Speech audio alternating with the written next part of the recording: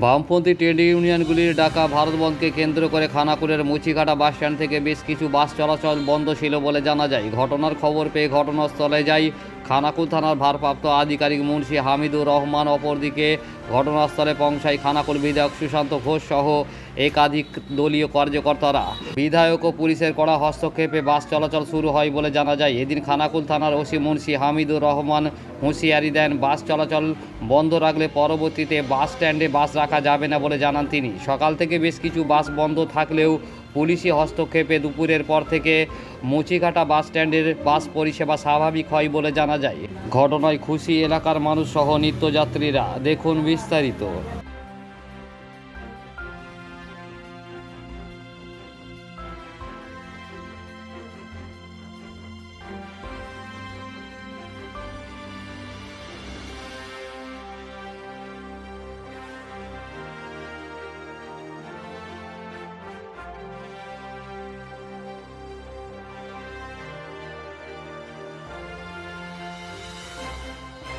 মানে কি বলেছে বন্ধ রাখতে?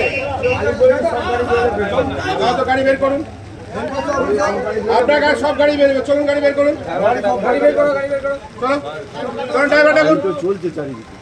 এখানে যদি বন্ধ রাখবে তাহলে এখানে স্ট্যান্ড করতে দেবো না, কাল থেকে আমি বলে দিলাম, নাটক বন্ধ করে দেবো একদম।